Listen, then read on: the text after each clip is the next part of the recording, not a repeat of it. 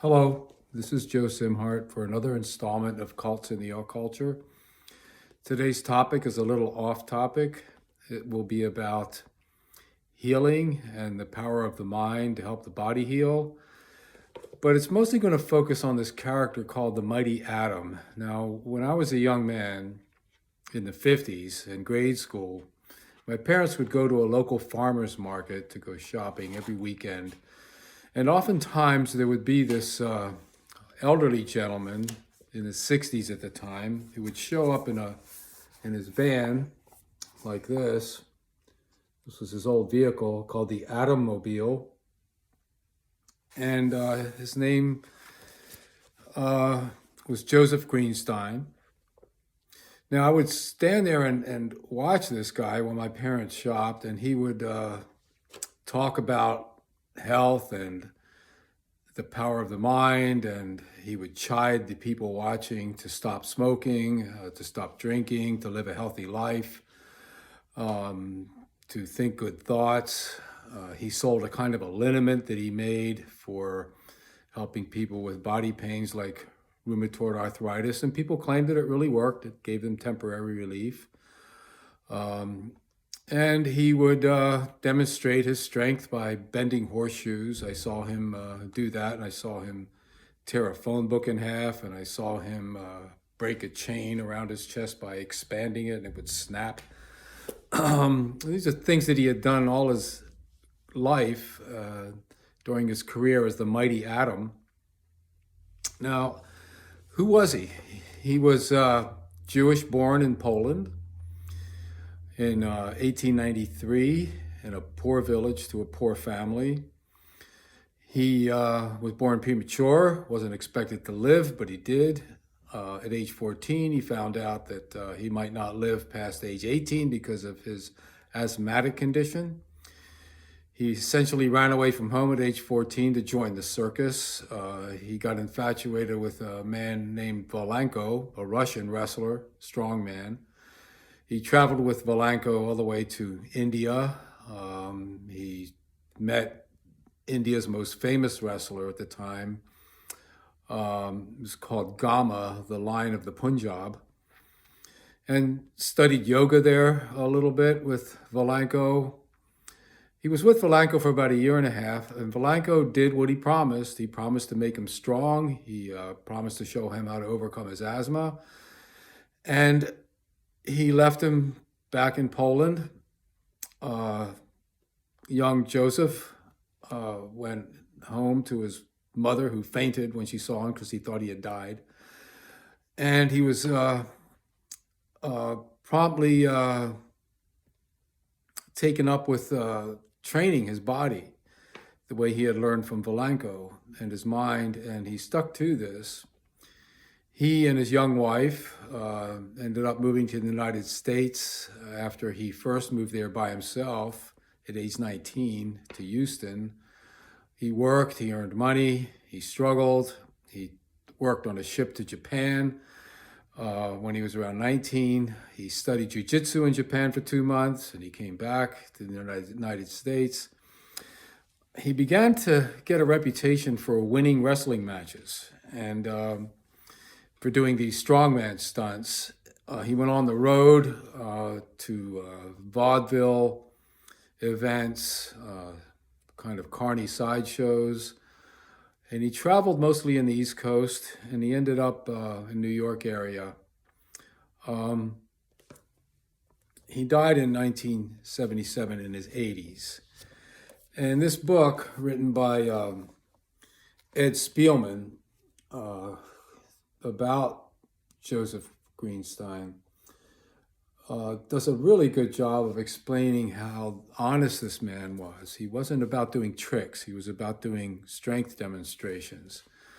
So he was not Houdini in that sense. He was a typical old strong man, but he was only 5'4.5" tall. He had a belief system that he got from Volanko, and it was something like the positive thinking type of New Thought religion that spread around the Eastern United States and Europe for a while. But he was not an advocate of magical thinking. The mighty Atom believed in realistic thinking, but the type of dedication of mind over body that could help you overcome just about anything that a human might be able to overcome. He believed in the body's ability to heal. He believed in something called the life force. And he said he didn't believe in God, that he knew God. He knew God as this life force inside of him. In fact, toward the end of the book, I'll read you what it says here. By the way, he was on lots of celebrity shows like Merv Griffin. He was in newspapers. Even toward the end of his life, people were interviewing him and admiring him. He was asked about the Almighty at one point, and he said, "I don't believe in God. Belief is based upon superstition and ignorance of the facts. A man believes because he does not know. I know there is a God. Mere belief is no longer necessary. Knowledge sets man free. How do I know there is a God? Have I ever seen him? No. Ever shaken hands with him? No. But I am alive. I breathe. Have I ever seen the air I breathe? No. But it sustains my life." So that's basically was his philosophy. He was married to a woman named Leah. They had many children. It was his childhood sweetheart from Poland. She died before he did, and he was devastated by this. He married once more late in life in 1976, was married for a year until he died in 1977 of cancer. Now, he knew he was dying, and he knew he wasn't going to beat it with the powers of the mind. He accepted it, and there was a Jewish ceremony for him. One thing that Volanko, who was also Jewish, convinced Greenstein of is to never forget who he really was and never deny it, because Volanko did. There were pogroms, Jewish persecutions during the 1900s in Eastern Europe. And these pogroms reached Greenstein's village as well. So the anti-Semitism spread after the 1920s into the United States with Nazis forming in the United States. There were Nazi organizations in the New York area. Greenstein was mugged a number of times. He was heckled often when he was doing his grandstanding in his truck. Some people that believed he was a huckster would heckle him. Some people challenged him. Unfortunately for them, this little guy would disarm people and just basically destroy them in front of the crowd by a few simple moves that he knew from jiu-jitsu. So he inspired me in a way, I think. I just felt this odd guy when I was a kid was telling me something that was beyond my normal experience, but encouraging me to try to go beyond what I believed I could do. And now I don't know if that influenced me later to join cults or to explore religion in extraordinary ways. The Mighty I Am was the name of one of the cults I had explored. Did that have any relationship to the Mighty Atom? No, not really, but subconsciously maybe it did in some way in my mind. The Mighty Atom passed away, of course, in 1977. Here's a picture of him in 1976 with the author at Spielman here, and this is another strong man that took over the legacy.